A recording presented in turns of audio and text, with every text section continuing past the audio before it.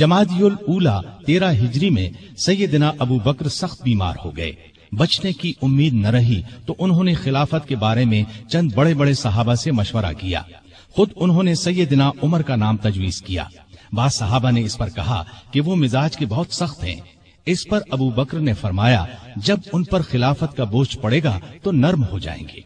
इस तरह तमाम मुसलमानों का सैयदना उमर की खिलाफत पर इत्तिफाक हो गया। सैयदना अबू बकर ने आखिर वक्त में सैयदना उमर को ये वसीयत की कि इराक में मुसलमान ईरानियों से लड़ रहे हैं, उनके लिए फौरन मदद भेजी जाए। इस वसीयत के बाद 22 जमादी उल उखरा को सैयदना अबू बकर ने वफात पाई। तमाम मुसलमानों ने खुशी से सैयदना उमर की बैत कर ली। इस तरह वो मुसलमानों के दूसरे खलीफा राशिद बने। खलीफा बनते ही उन्होंने अबू बकर की वसीयत के मुताबिक इराक की तरफ एक लश्कर रवाना किया। अबू उबैदा रज़ियल्लाहु अन्हु को लश्कर का सालार मुकर्रर फरमाया और इस तरह मुसलमानों की अजीमुश्शान फुतूहात का सुनहरी दौर शुरू हुआ। इराक, मदाइन, हुलवान, जजीरा, खूजिस्तान, नहावन, अस्फहान, Hamdan, Azerbaijan, तब्रिस्तान, Armenia, Fars, करमान, Khorasan, Sistan, Makran, दिमश्क, hymns, लाजिकिया, यरमूक, क़िनसरीन, हलब, Antakya और बैतुल मक़दिस फतह हुए। बैतुल मक़दिस की फतह का वाक़या कुछ इस तरह है कि मुजाहिदीन इस्लाम ने करीबन 3 साल में सारा शाम फतह कर लिया। अब फलस्तीन के सिर्फ 2 बड़े शहर रह गए थे, बैतुल मक़दिस जिसे यरूशलेम भी कहा जाता है और कैसारिया। उस जमाने में फलस्तीन शाम ही का हिस्सा था। 16 हिजरी में मुसलमानों ने दूसरी लड़ाइयों से फारिग होकर बैतुल मक़दिस का मुहासरा कर लिया। इस शहर में इब्राहीम अलैहिस्सलाम, इसहाक अलैहिस्सलाम, सुलेमान अलैहिस्सलाम, ईसा अलैहिस्सलाम और दूसरे नबियों की बहुत सी यादगारें हैं। रसूलुल्लाह सल्लल्लाहु अलैहि वसल्लम की भी मेराज के सफर में पहली मंजिल यही थी। मुसलमानों का पहला किबला भी यही था। न सिर्फ यहूदी और ईसाई बल्कि मुसलमान भी इसकी बहुत इज्जत करते थे और करते हैं। मुसलमानों ने जब बैतुल मक़दिस का मुहासरा किया तो शहर के बाशिंदों ने शहर के दरवाजे बंद कर लिए। चंद दिन तो इस तरह गुजरे, फिर उन्होंने मुसलमानों के सिपह सालार अबू उबैदा बिन जर्राह को पैगाम भेजा कि हम शहर मुसलमानों के हवाले करने के लिए तैयार हैं, लेकिन शर्त यह है कि मुसलमानों के खलीफा खुद यहाँ आए और सुलह का मुआहिदा करें। अबू उबैदा बिन जर्राह ने ये बात सैयदना उमर को लिख भेजी।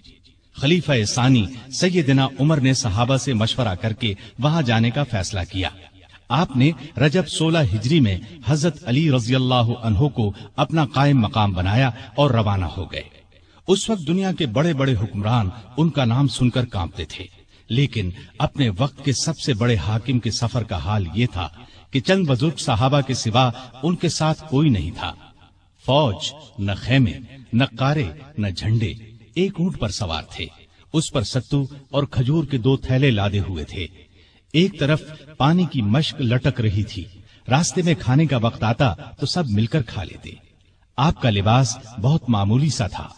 बैतुल मक़दिस के करीब पहुंचे तो सहाबा ने मशवरा दिया कि लिबास तब्दील कर ले। कीमती पोशाक पेश की, लेकिन आपने वो लिबास पहनने से इनकार कर दिया और फरमाया, अल्लाह ने हमें जो इज्जत दी है वो इस्लाम की वजह से है और हमारे लिए यही काफी है। गरज इसी हालत में शहर में दाखिल हुए। ईसाइयों ने शहर आपके हवाले कर दिया। मुसलमानों ने वहां एक मस्जिद बनाई, उसका नाम मस्जिद उमर रखा। ये आज भी मौजूद है और अब तक मस्जिद उमर कहलाती है। 14 हिजरी में मुसलमानों ने हिम्स को फतह कर लिया था। 17 हिजरी को रोम के बादशाह हिरकल ने हिम्स मुसलमानों से छीनने के लिए समुन्दर के रास्ते फौज भेजी। इस फौज ने हिम्स का मुहासरा कर लिया। जजीरे के लोगों ने भी हिरकल को ऐसा करने पर उकसाया था। चुनाचे जजीरे से भी 30,000 फौज आकर हिरकल की फौज से मिल गई। सैयदना अबू उबैदा बिन जर्राह रजी अल्लाह अन्हु ने इन हालात की इत्तिला सैयदना उमर फारूक को भेजी तो उन्होंने उनकी मदद के लिए मजीद फौज रवाना की। दूसरी तरफ सुहैल बिन अदी की सरकर्दगी में एक फौज जजीरे की तरफ रवाना कर दी। खुद भी मदीने से चलकर दिमश्क आ गए ताकि नजदीक से तमाम हालात पर नजर रख सकें। सुहैल बिन अदी जजीरे की तरफ बढ़े तो जजीरे से हिम्स की तरफ रवाना होने वाली फौज को अपने घर की फिक्र पड़ गई। وہ ہرقل کی فوج کا ساتھ چھوڑ کر واپس جزیرے چلے گئے۔ ادھر ابو عبیدہ بن جراح نے خالد بن ولید کے مشورے سے شہر سے نکل کر ہرقل کی فوج پر حملہ کر دیا۔ گھمسان کی لڑائی کے بعد رومیوں نے بدترین شکست کھائی۔ 4000 رومیوں نے اسلام قبول کر لیا، 4000 مارے گئے اور باقی بھاگ نکلے۔ اس لڑائی کے بعد پھر کبھی ہرقل کو شام پر چڑھائی کی جرأت نہ ہوئی۔ 18 ہجری میں عراق میں طاعون کی وبا پھیلی، اس میں بڑے بڑے صحابہ فوت ہو گئے۔ چند ایک کے نام یہ ہیں: ابو عبیدہ بن جراح جو مسلمانوں کی فوج کے سپہ سالار بھی تھے، معاذ بن جبل رضی اللہ عنہ، یزید بن ابی سفیان رضی اللہ عنہ، شرحبیل بن حسنہ رضی اللہ عنہ اور کئی بڑے بڑے صحابہ اس وبا میں فوت ہوئے۔ دور فاروقی میں عرب میں قحط پڑا، ایسے میں سیدنا عمر نے رعایا کی خبرگیری میں دن رات ایک کر دیا۔ انسانوں کے لیے خوراک تھی نہ جانوروں کے لیے۔ سیدنا عمر کو انسانوں اور جانوروں کی یہ بدحالی دیکھ کر بہت صدمہ ہوا۔ انہوں نے بیت المال میں جتنا غلہ تھا سب مسلمانوں میں تقسیم کر دیا، جو نقدی تھی وہ بھی مسلمانوں میں تقسیم کر دی۔ تمام صوبوں کے حاکموں کو خط لکھے کہ فوراً زیادہ سے زیادہ غلہ روانہ کرو۔ چنانچہ ابو عبیدہ بن جراح نے شام کے علاقے سے 4000 اونٹ غلے سے لدے ہوئے بھیجے۔ عمرو بن عاص نے مصر سے سمندر کے راستے بحری جہاز روانہ کیے۔ ان میں ہر جہاز پر 6000 من غلہ لدا ہوا تھا۔ جب یہ جہاز مدینے کی قریبی بندرگاہ پر پہنچے تو سیدنا عمر خود انہیں دیکھنے کے لیے بندرگاہ پہنچے۔ غلے کو حفاظت سے رکھنے کے لیے بندرگاہ میں 2 بڑے بڑے مکان بنوائے۔ دوسرے صوبوں سے بھی بہت سا غلہ پہنچ گیا۔ غلے کی تقسیم کا یہ انتظام کیا کہ بہت سے رجسٹر بنوائے، ان میں قحط کا شکار ہونے والوں کے نام درج کیے گئے۔ ہر ایک نام کے ساتھ ان کی ضرورت کے مطابق غلے کی مقدار لکھی گئی۔ پھر ہر شخص کو پرچی دی گئی، اس پر سیدنا عمر کی مہر ہوتی تھی۔ اس پرچی کے مطابق انہیں روزانہ غلہ دیا جاتا۔ اس کے علاوہ سیدنا عمر ہر روز 20 اونٹ اپنے سامنے ذبح کرواتے اور ان کا گوشت پکوا کر لوگوں کو کھانا کھلاتے۔ اس طرح ہزاروں آدمی روزانہ سیدنا عمر رضی اللہ عنہ کے دسترخوان پر کھانا کھاتے۔ غلے کے علاوہ لوگوں میں کپڑے اور کھجوریں بھی تقسیم کی جاتی، اور خود اپنا یہ حال تھا کہ اس زمانے میں گوشت، دودھ اور گھی کھانا بالکل چھوڑ دیا تھا۔ اکثر بھوکے رہتے یا عام لوگوں کے ساتھ خود بھی کھاتے۔ اس طرح اس کا اثر آپ کے جسم پر پڑا۔ لوگ انہیں دیکھتے اور کہتے، اگر قحط دور نہ ہوا تو رعایا کا غم انہیں مار ڈالے گا۔ ایک دن ایک شخص سے پانی مانگا، اس کے پاس شہد تھا، اس نے وہی پیش کر دیا۔ آپ نے شہد پینے سے انکار کر دیا اور فرمایا، قیامت کے دن اگر مجھ سے پوچھا گیا کہ لوگ روٹی کو ترس رہے تھے اور تو شہد کھاتا تھا تو میں کیا جواب دوں گا؟ ایسا بھی ہوا کہ گھی کا برتن اور آٹے کی بوری اٹھواتے اور جہاں کہیں بھوکوں کا مجمع نظر آتا اپنے خادم کی مدد سے کھانا تیار کرواتے اور انہیں کھلاتے۔ دیہاتوں میں جاتے، وہاں اونٹ ذبح کرتے، گوشت، آٹا اور کپڑے لوگوں میں تقسیم کرتے۔ قحط کے دنوں میں سخت بے چین رہتے اور دعا کرتے تھے، اے اللہ، میرے عملوں کی وجہ سے محمد صلی اللہ علیہ وسلم کی امت کو تباہ نہ کر۔ لوگوں کا خیال اس قدر تھا کہ فرمایا کرتے تھے، اگر دریائے فرات کے کنارے ایک کتا بھی بھوکا مر گیا تو اللہ کے سامنے مجھے اس کا جواب دینا ہوگا۔ وہ خود اور لوگ رو رو کر بارش کی دعائیں کرتے تھے۔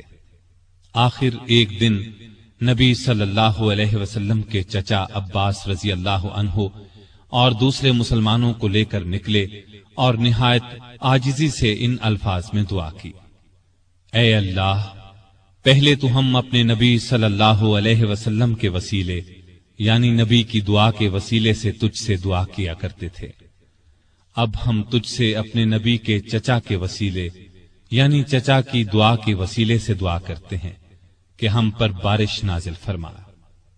ابھی یہ دعا ہو رہی تھی کہ آسمان پر بادل چھا گئے اور ایسی موسلا دھار بارش ہوئی کہ ہر طرف پانی ہی پانی نظر آنے لگا۔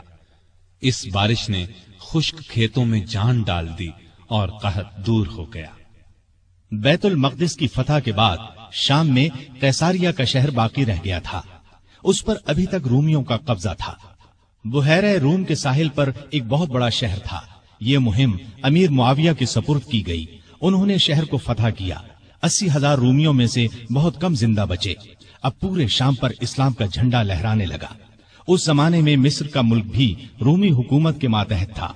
18 ہجری میں حضرت عمر نے حضرت عمرو بن عاص رضی اللہ عنہ کو 4000 کا لشکر دے کر مصر روانہ کیا۔ مصر کا حاکم مقوقس تھا، اس نے بے تحاشا فوج جمع کر لی، قلعہ بھی حد درجے محفوظ تھا۔ ان حالات کی خبر عمرو بن عاص نے سیدنا عمر کو دی تو انہوں نے 10,000 فوج اور بھیجی اور ان کے ساتھ بزرگ صحابی زبیر بن عوام کو سالار مقرر کیا۔ ان کے ہاتھ پر قلعہ فتح ہوا۔ اس کے بعد اسکندریہ کی باری آئی۔ اسکندریہ کی فتح کے بعد سیدنا عمر نے عمرو بن عاص کو مصر کا گورنر مقرر کیا۔ دریائے نیل مصر کا ایک بہت بڑا دریا تھا۔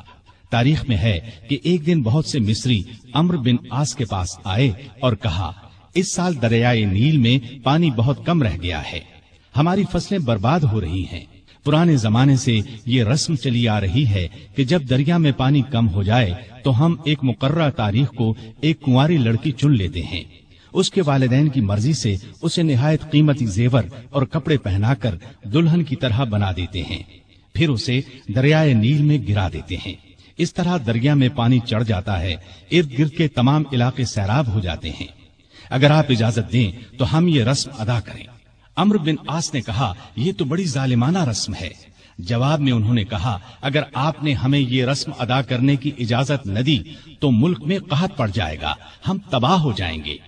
عمرو بن عاص نے فرمایا، تم لوگ نادان ہو، اللہ کے حکم کے بغیر دریا میں پانی ہرگز کم یا زیادہ نہیں ہو سکتا۔ اسلام ایسی فضول رسموں کو مٹانے کے لیے آیا ہے۔ میں تمہیں ایک بے گناہ لڑکی پر ظلم کرنے کی اجازت نہیں دوں گا۔ مصری مایوس ہو کر لوٹ گئے۔ اتفاق سے دریا میں پانی کم ہو گیا، لوگ قحط کے ڈر سے وطن چھوڑنے کی تیاری کرنے لگے۔ سیدنا عمرو بن عاص نے یہ سارا قصہ سیدنا عمر کو لکھ بھیجا۔ انہوں نے جواب میں لکھا، الحمدللہ، آپ نے مصریوں کو بالکل ٹھیک جواب دیا۔ اسلام واقعی ایسی فضول رسموں کو مٹانے کے لیے آیا ہے۔ میں ایک خط بھیج رہا ہوں، اس کو دریائے نیل میں ڈال دینا۔ عمرو بن عاص نے خط کو دریا میں ڈالنے سے پہلے اس کی عبارت پڑھی۔ اس کے الفاظ یہ تھے، اے نیل، اگر تو اپنے اختیار سے بہہ رہا ہے تو مت بہہ، اور اگر تو اللہ تعالیٰ کے حکم سے بہہ رہا ہے تو میں اللہ تعالیٰ کے حضور دعا کرتا ہوں کہ وہ تجھے پہلے کی طرح زیادہ پانی کے ساتھ جاری کر دے۔ یہ رقعہ دریا میں ڈال دیا گیا۔ دوسرے دن جب مصر کے لوگ سو کر اٹھے تو انہوں نے اللہ کی قدرت کا عجیب نظارہ دیکھا۔ دریا کا پانی کئی گز اوپر چڑھ گیا تھا، کناروں سے نکل کر ارد گرد کے علاقوں کو سیراب کر رہا تھا۔ اتنا زیادہ پانی اس میں کبھی نظر نہیں آیا تھا۔ یہ نظارہ دیکھ کر ہزارہا مصری مسلمان ہو گئے اور وہ ظالمانہ رسم ہمیشہ کے لیے ختم ہو گئی۔ سیدنا عمر رضی اللہ عنہ کے دور میں اسلامی حکومت 22 لاکھ مربع میل تک پھیل گئی۔ اس میں عرب کے علاوہ عراق، ایران، مصر، فلسطین، بحرین، آرمینیا، آذربائیجان، سیستان وغیرہ بہت سے ملک شامل تھے۔ اتنے بڑے ملک کا انتظام سیدنا عمر نے بہت خوبی سے کیا۔ اسلامی سلطنت کو صوبوں میں تقسیم کر دیا، پھر ہر صوبے کو بہت سے ضلعوں میں تقسیم کیا۔ عام طور پر ایک صوبے میں 10 سے لے کر 20 تک ضلع ہوتے تھے۔ ملک کا انتظام صحابہ کرام رضی اللہ عنہم کے مشورے سے کرتے تھے۔ مشورہ کرنے کے لیے انہوں نے ایک مجلس بنائی، اس میں سوجھ بوجھ رکھنے والے بڑے بڑے جلیل القدر صحابہ شامل تھے۔ اس مجلس کو مجلس شورا کہا جاتا تھا۔ اس کے اجلاس مسجد نبوی میں ہوتے تھے۔ ہر صوبے کا ایک گورنر مقرر کیا جاتا تھا، خود بالکل سادہ زندگی بسر کرتے تھے۔ یہی ہدایت گورنروں کو تھی۔ عہدے داروں کی نگرانی خود کرتے تھے۔ حج کے زمانے میں چاروں طرف سے آئے ہوئے لوگوں سے ان کے گورنروں کے حالات پوچھتے، لوگ بے دھڑک شکایت کرتے، لوگوں کے سامنے اس قسم کا خطبہ دیتے، لوگوں، تم پر جو لوگ حاکم مقرر کیے گئے ہیں وہ اس لیے نہیں بھیجے گئے کہ تمہیں ماریں پیٹیں اور تمہارا مال چھین لیں، بلکہ انہیں میں اس لیے بھیجتا ہوں کہ وہ تمہیں رسول اللہ صلی اللہ علیہ وسلم کے طریقے سکھائیں۔ اگر کسی نے اس کے خلاف کیا ہے تو مجھ سے بیان کرو تاکہ میں اس کا بدلہ لوں۔ لوگوں کو عام اجازت تھی کہ وہ کسی وقت بھی اپنی شکایت پیش کر سکتے تھے۔ ایک مرتبہ مصر کے ایک غریب شخص نے شکایت کی کہ گورنر کے بیٹے نے بلا وجہ اسے پیٹا ہے۔ آپ نے باپ بیٹے کو بلوا لیا۔ جب دونوں آ گئے تو سیدنا عمر نے اس غریب کو کوڑا دے کر فرمایا، جتنے کوڑے اس نے تمہیں مارے تھے اتنے ہی تم اسے مارو۔ اس غریب نے کوڑے مارنے شروع کیے۔ جب تعداد پوری ہو گئی تو عمر نے فرمایا، اب 2-4 کوڑے گورنر کو بھی مارو، لیکن اس غریب نے ایسا کرنا پسند نہ کیا۔ جزیرے کے گورنر کے بارے میں اطلاع ملی کہ وہ باریک لباس پہنتے ہیں، دروازے پر دربان بھی مقرر کر رکھا ہے۔ آپ نے انہیں فوراً بلوا لیا، ان کے کپڑے اتروا کر بالوں کا بنا ہوا کرتا پہنا دیا اور بکریوں کا ایک ریوڑ منگوا کر انہیں حکم دیا کہ جنگل میں جاؤ اور ان بکریوں کو چراؤ۔ گورنر کا نام ایاز بن غنم تھا۔ وہ رسول اللہ صلی اللہ علیہ وسلم کے صحابی تھے، ایک صوبے کے گورنر تھے۔ اس لیے جب انہوں نے کہا کہ وہ آئندہ ایسا لباس نہیں پہنیں گے تو عمر نے انہیں معاف کر دیا اور عہدے پر واپس بھیج دیا۔ ایاز بن غنم جب تک زندہ رہے موٹا لباس پہنتے رہے، پھر انہوں نے کبھی باریک لباس پہنا نہ دروازے پر دربان رکھا۔ خالد بن ولید رضی اللہ عنہ اسلام کے بہت بڑے جرنیل تھے۔ انہوں نے 20 لڑائیاں لڑی، بڑی بڑی حکومتوں کے لشکر ان کے مقابلے میں نہ ٹھہر سکے۔ سیدنا عمر کے زمانے میں جب خالد بن ولید فتوحات پر فتوحات حاصل کر رہے تھے تو عین اس حالت میں عمر نے انہیں سپہ سالاری سے معزول کر دیا۔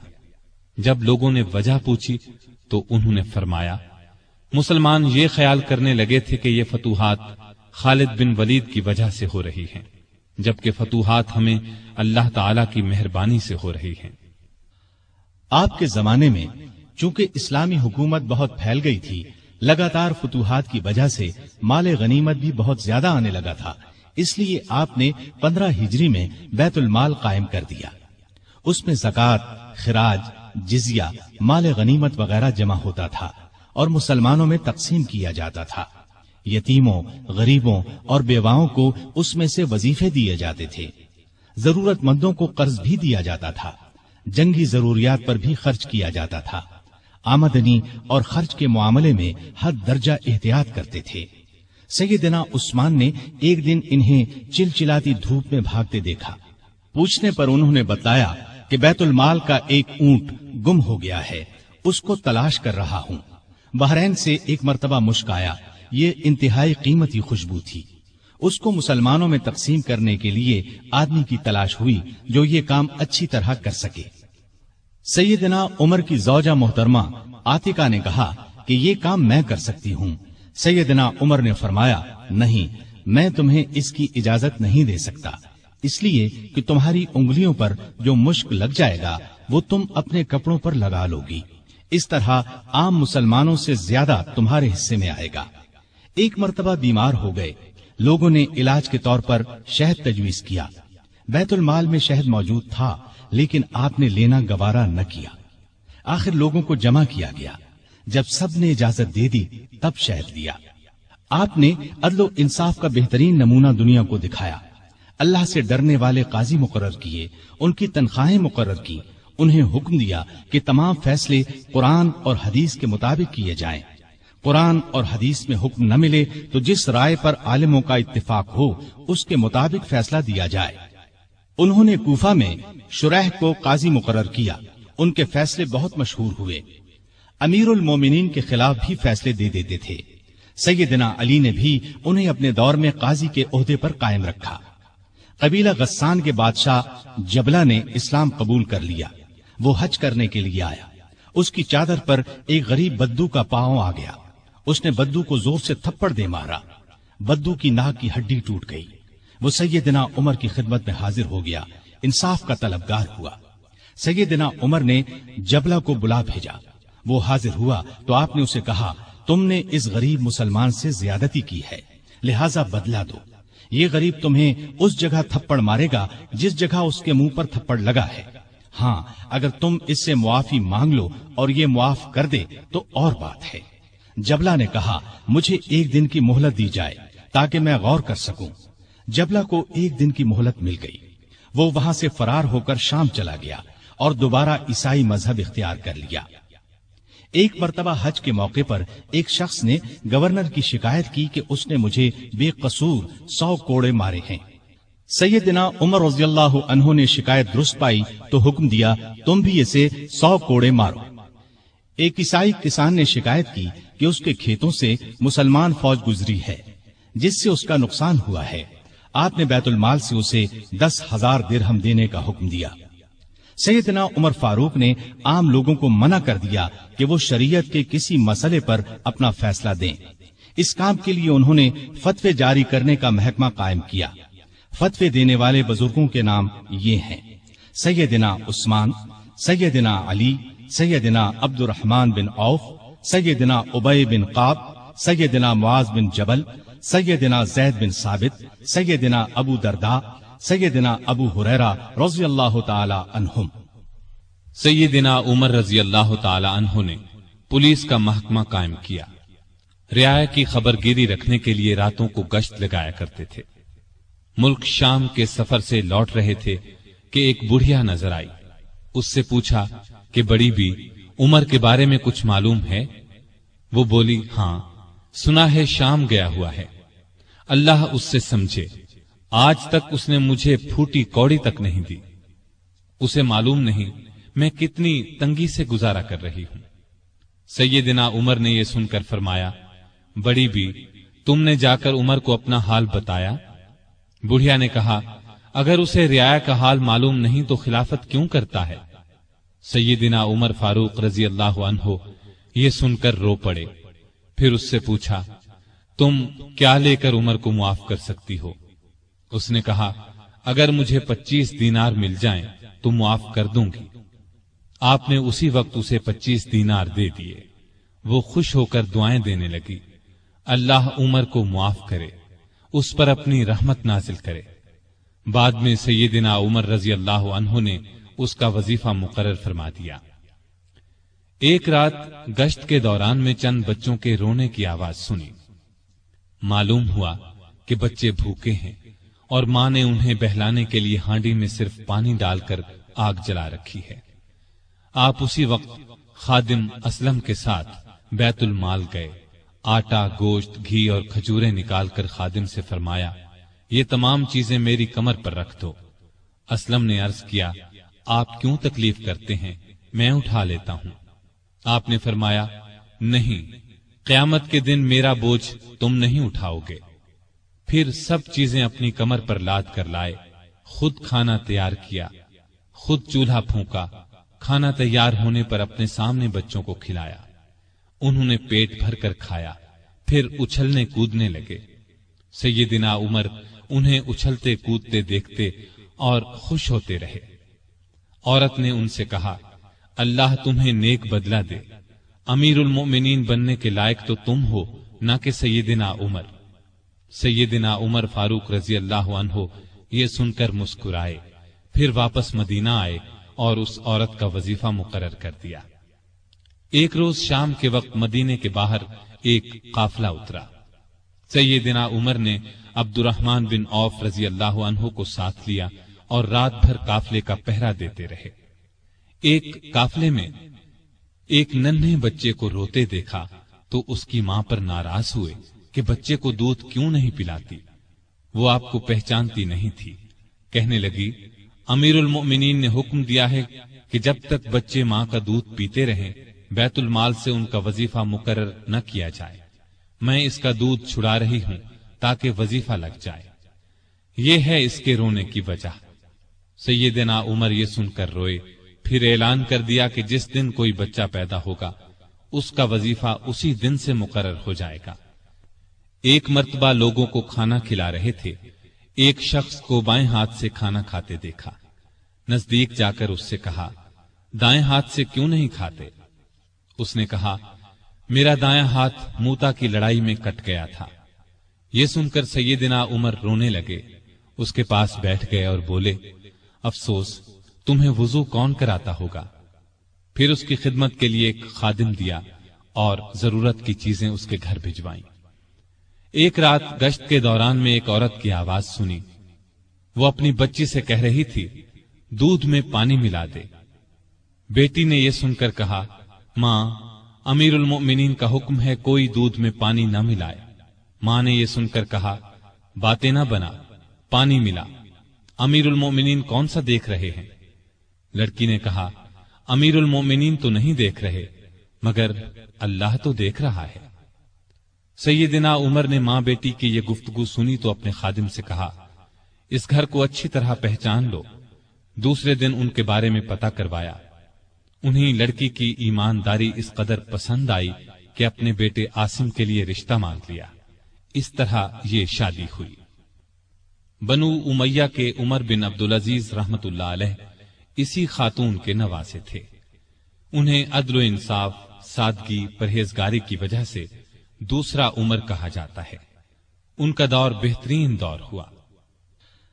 مدینے کی ایک بے سہارا اندھی عورت کے گھر کی صفائی امیر المومنین خود کیا کرتے تھے۔ رسول اللہ صلی اللہ علیہ وسلم کے ایک صحابی سعید بن یربوک کی آخری عمر میں بینائی جاتی رہی۔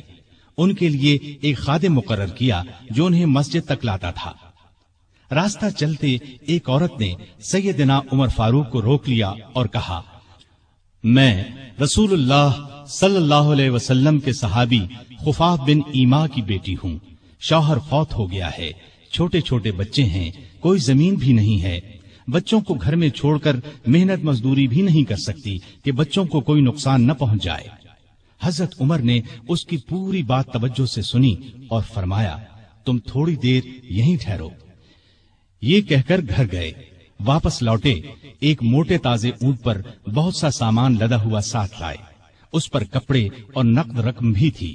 اس عورت سے فرمایا، یہ اونٹ لے جاؤ، جب ختم ہو جائے تو بتا دینا۔ جہاد پر جانے والے مسلمانوں کے گھر والوں کا بہت خیال رکھتے تھے۔ ان کے گھروں میں جا کر ان کی عورتوں سے کہتے، تمہیں بازار سے کچھ منگوانا ہو تو میں لا دیتا ہوں۔ بیوہ عورتوں کا پانی بھر دیتے۔ مجاہدین کے خط آتے تو یہ خط خود ان کے گھروں میں پہنچاتے، ان سے جواب لے کر مجاہدین کو بھجواتے۔ بیت المال سے حاجت مندوں کو دیتے۔ راستوں میں چوکیاں بنوائیں تاکہ رستے محفوظ ہو جائیں۔ شہروں میں مہمان خانے بنوائے۔ ملک میں جگہ جگہ نہریں کھدوائیں جن سے آپاشی آسان ہو گئی۔ سڑکیں اور پل بنوائے۔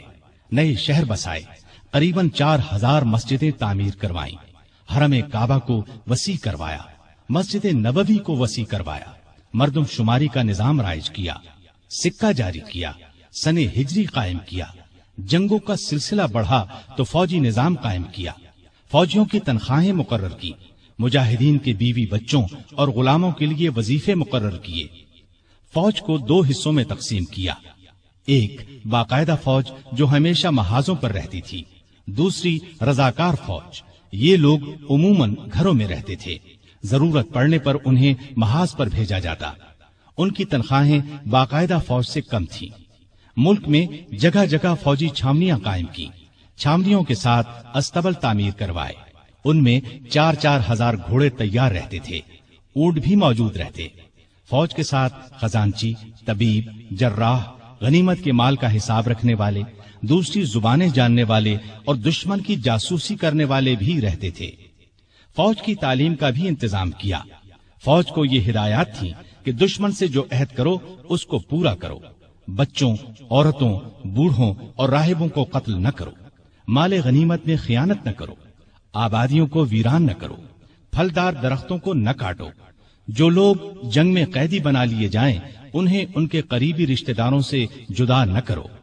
لڑائی میں مارے جانے والوں کے ہاتھ پاؤں، ناک کان نہ کاٹو۔ قرآن اور حدیث کی تعلیم عام کر دی۔ سیدنا عمر خود بہت بڑے فقیہ تھے۔ انہوں نے تمام علاقوں میں فقیہ مقرر کیے۔ لوگ ان سے دینی مسائل پوچھتے تھے۔ ان کے زمانے میں اسلام کی بہت اشاعت ہوئی۔ غیر مسلموں سے اچھے سلوک کی وجہ سے بھی اسلام بہت تیزی سے پھیلا۔ انصاف کا دامن کسی قیمت پر نہیں چھوڑتے تھے۔ شام میں مسلمانوں کو مسجد بنانے کے لیے ایک زمین کی ضرورت پیش آئی۔ زمین ایک یہودی کی تھی۔ مسلمانوں نے زمین اس سے خریدنا چاہی، لیکن یہودی نے انکار کر دیا۔ مسلمانوں نے زبردستی زمین پر قبضہ کر کے مسجد بنا لی۔ یہودی نے سیدنا عمر سے شکایت کی۔ سیدنا عمر فاروق نے حکم دیا کہ مسجد ناجائز طریقے سے بنائی گئی ہے، اسلام اس کی اجازت نہیں دیتا، مسجد کو گرا کر زمین یہودی کو دے دی جائے۔ چنانچہ زمین یہودی کو واپس دے دی گئی۔ اس نے اس جگہ اپنا مکان بنا لیا۔ سیدنا عمر فاروق رضی اللہ عنہ دعا کیا کرتے تھے کہ اے اللہ، مجھے اپنی راہ میں شہادت نصیب فرما، مجھے اپنے رسول کے شہر میں موت دے۔ خلافت کے 11ویں سال اللہ تعالیٰ نے ان کی یہ دونوں دعائیں پوری کر دیں۔ ذی الحج 23 ہجری میں حج کے لیے مکہ گئے۔ آپ جب حجر اسود کو بوسہ دیتے تو کہتے تھے، اے حجر اسود، میں جانتا ہوں کہ تو ایک پتھر ہے، تو نہ نفع دے سکتا ہے اور نہ نقصان۔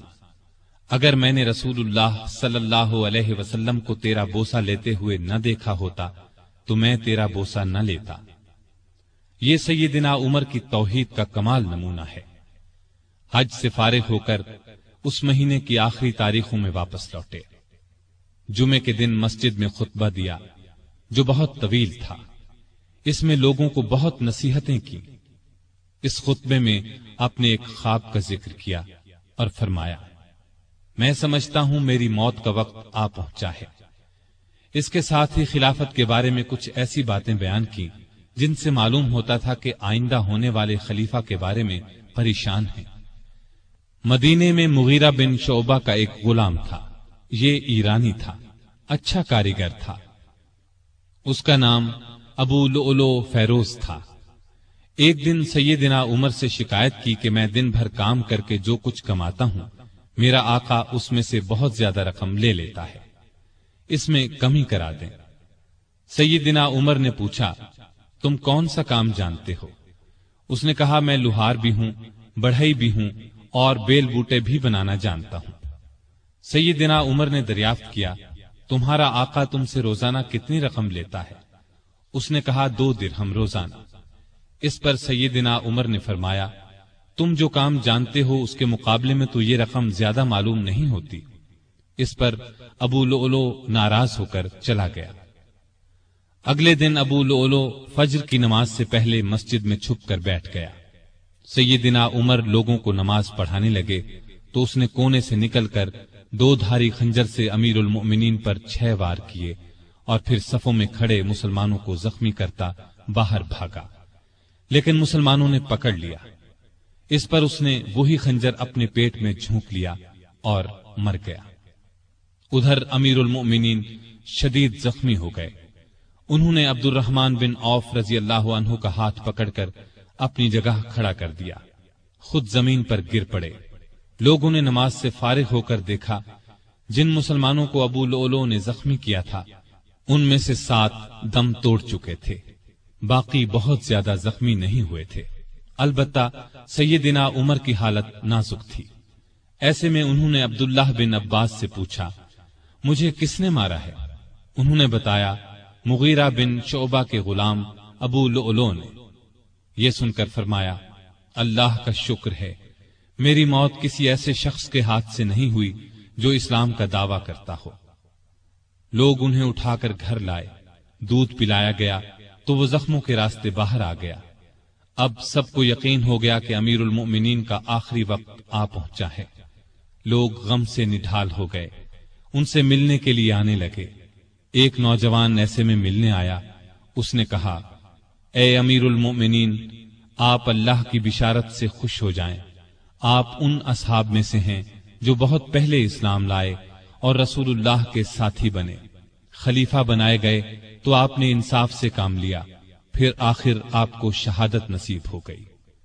یہ سن کر سیدنا عمر نے فرمایا، اے بھتیجے، اللہ کرے یہ چیزیں میرے گناہوں کے برابر برابر ہی ہو جائیں، مجھے کوئی عذاب ہو نہ ثواب۔ مطلب ان کے کہنے کا یہ تھا کہ بس عذاب سے بچ جاؤں۔ وہ نوجوان واپس جانے لگا تو سیدنا عمر فاروق رضی اللہ عنہ کی نظر اس کی چادر پر پڑی جو زمین کو چھو رہی تھی۔ اس نازک حالت میں بھی انہیں شریعت کا اس قدر پاس تھا کہ فرمایا اس نوجوان کو واپس بلاؤ۔ اسے واپس ان کے سامنے لایا گیا تو فرمایا اے بھتیجے، اپنا تہبند اونچا باندھو، اس سے کپڑا بھی صاف رہے گا اور تمہارے رب کے نزدیک یہ پرہیزگاری کی بات بھی ہے۔ سیدنا ابن عباس رضی اللہ عنہ نے ان کا مرتبہ اور نیکیاں بیان کی تو فرمایا اللہ کی قسم، اگر میرے پاس دنیا بھر کا سونا ہوتا تو اس سے پہلے کہ میں اللہ کے عذاب کو دیکھوں میں اسے اللہ کی راہ میں دے دیتا، یعنی عذاب کے خوف سے سارا سونا خیرات کر دیتا۔ اس کے بعد اپنے بیٹے عبداللہ کو بلایا، ان سے پوچھا کہ مجھ پر کتنا قرض ہے۔ انہوں نے حساب لگا کر بتایا 86,000 درہم۔ اس پر انہیں کچھ ہدایات دی، آخر میں فرمایا اس قرض کو میری طرف سے ادا کر دینا۔ اس کے بعد فرمایا ام المومنین عائشہ صدیقہ رضی اللہ تعالی عنہا کے پاس جاؤ اور کہو عمر بن خطاب آپ کو سلام کہتا ہے اور اپنے 2 ساتھیوں یعنی نبی کریم صلی اللہ علیہ وسلم اور ابو بکر کے ساتھ دفن ہونے کی اجازت چاہتا ہے۔ عبداللہ بن عمر عائشہ صدیقہ کی خدمت میں حاضر ہوئے۔ وہ اس وقت سیدنا عمر کے صدمے میں رو رہی تھی۔ ان کا پیغام سن کر فرمایا یہ جگہ میں نے اپنی قبر کے لیے رکھی تھی، لیکن اپنے آپ پر عمر کو ترجیح دیتی ہوں۔ سیدنا عبداللہ یہ جواب سن کر واپس آئے اور سیدنا عمر کو ان کا جواب بتایا۔ آپ نے اللہ کا شکر ادا کیا، پھر فرمایا میں مر جاؤں تو میرا جنازہ اٹھا کر وہاں لے جانا اور انہیں سلام کر کے ایک بار پھر عرض کرنا عمر بن خطاب اجازت طلب کرتا ہے، اگر اجازت دے دیں تو مجھے اندر لے جا کر دفن کر دینا، اور اگر انکار کر دیں تو عام مسلمانوں کے قبرستان میں دفن کر دینا۔ حالت جب زیادہ نازک ہو گئی تو فرمایا خلافت کا حقدار عثمان، علی، زبیر، عبد الرحمن بن عوف اور سعد بن ابی وقاص رضی اللہ عنہم سے زیادہ کسی کو نہیں سمجھتا۔ رسول اللہ صلی اللہ علیہ وسلم بھی وفات تک ان سے خوش تھے۔ ان میں سے جسے خلیفہ چن لیا جائے اس کی اطاعت کرنا۔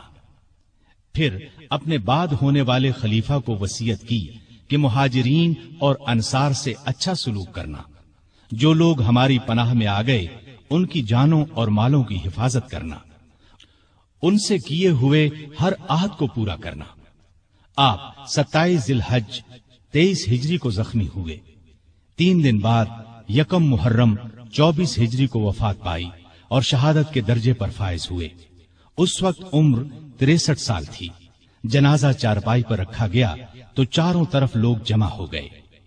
سیدنا علی رضی اللہ عنہ آئے تو فرمایا اللہ آپ پر رحم فرمائے، آپ نے کوئی ایسا شخص نہیں چھوڑا کہ اللہ کے سامنے جانے کے لیے مجھے اس کے عمل آپ کے عمل سے زیادہ پسند ہو۔ اللہ کی قسم مجھے امید تھی کہ اللہ آپ کو آپ کے دونوں ساتھیوں کے ساتھ رکھے گا، اس لیے کہ میں اکثر رسول اللہ صلی اللہ علیہ وسلم کو اس طرح فرماتے ہوئے سنا کرتا تھا میں گیا اور ابو بکر و عمر گئے، میں داخل ہوا اور ابو بکر و عمر داخل ہوئے، میں نکلا اور ابو بکر و عمر نکلے۔ جنازہ حضرت صہیب رضی اللہ عنہ نے پڑھایا۔ حضرت علی، عثمان، سعد بن ابی وقاص اور عبد الرحمن بن عوف رضی اللہ عنہم نے قبر میں میت کو اتارا اور اسلام کے اس بہت بڑے فرزند کو ہمیشہ کے لیے رسول اللہ صلی اللہ علیہ وسلم اور سیدنا ابو بکر رضی اللہ عنہ کا ساتھ نصیب ہو گیا ہے۔ سیدنا عمر رضی اللہ عنہ نے کئی شادیاں کی، ان سے 8 یا 9 لڑکے، 4 یا 5 لڑکیاں ہوئیں۔ مشہور بیویوں کے نام یہ ہیں: زینب بنت مزعون رضی اللہ عنہا، عاتقہ بنت زید رضی اللہ عنہا، ام حکیم بنت حارث رضی اللہ عنہا، ام کلثوم بنت علی رضی اللہ عنہا۔ اولاد میں سے حفصہ، عبداللہ، عبید اللہ اور عاصم رضی اللہ عنہم بہت مشہور ہیں۔ حفصہ رضی اللہ عنہا کو रसूल सल्लल्लाहु अलैहि वसल्लम की पाक बीवियों में शामिल होने का शरफ हासिल है। वो उम्मुल मोमिनीन कहलाई। आप में अल्लाह का खौफ इंतहा को पहुंचा हुआ था। इबादत का शौक भी बेहद था। रातों को जागकर नफल पढ़ा करते थे। कुरान करीम की जिन आयात में क़यामत का जिक्र है, उनको पढ़ते वक्त बहुत रोते। तरावीह की नमाज को उन्होंने बाजमात कराया। उनके दौर से आज तक तरावीह बाजमात अदा की जाती है। आप में बुर्दबारी हद दर्जे की थी। दूसरों की नुक्ताचीनी को सब्र और हौसले से बर्दाश्त करते थे। आपने एक वक्त में कभी दस्तरखान पर 2 सालन जमा न किए। रसूलुल्लाह सल्लल्लाहु अलैहि वसल्लम और अबू बकर रजी अल्लाह अन्हु का भी यही मामूल था। नबी करीम सल्लल्लाहु अलैहि वसल्लम से आपको इंतहा दर्जे की मोहब्बत थी। आप सल्लल्लाहु अलैहि वसल्लम पर अपनी जान कुर्बान करने के लिए हर दम तैयार रहते थे। कोई रसूलुल्लाह सल्लल्लाहु अलैहि वसल्लम की शान में जरा सी गुस्ताखी करता तो उसकी गर्दन उड़ाने पर तैयार हो जाते। एक बार सैयदिना उमर फारूक रजी अल्लाह अन्हु ने फरमाया, ए अल्लाह के रसूल, मुझे आपसे अपनी जान से भी ज्यादा मोहब्बत है। नबी करीम सल्लल्लाहु अलैहि वसल्लम ने सैयदिना उमर फारूक रजी अल्लाह अन्हु को दुनिया ही में जन्नती होने की बिशारत दी। सैयदिना उमर फारूक रजी अल्लाह अन्हु के चंद अक़वाल ये हैं। बुजुर्ग बनने के लिए इल्म हासिल करो। जो आदमी खुद को आलिम कहे वो जाहिल है। जो खुद को जन्नती कहे वो जहन्नुमी है। जिससे तुम्हें नफरत है उससे डरते रहो। बुढ़ापे से पहले जवानी और मौत से पहले बुढ़ापे को गनीमत जानो। सबसे बुरी आवाजें 2 हैं, नौहा और राग यानी गाना। कम बोलना दानाई, कम खाना सेहत, कम सोना इबादत और आम लोगों से कम मिलना आफियत है। तौबा की तकलीफ से गुनाह का छोड़ना आसान है। बुरा चाहने वालों की दोस्ती से परहेज करना जरूरी है। जो ऐब से वाकिफ करे वो दोस्त है, और जो उस पर तारीफ करे वो ऐसा है जैसे दूसरे को जिबाह कर दिया जाए। सलामती गुमनामी में है। अल्लाह ताला सैयदिना उमर फारूक रजी अल्लाह अन्हु पर रहमत फरमाए। आमीन।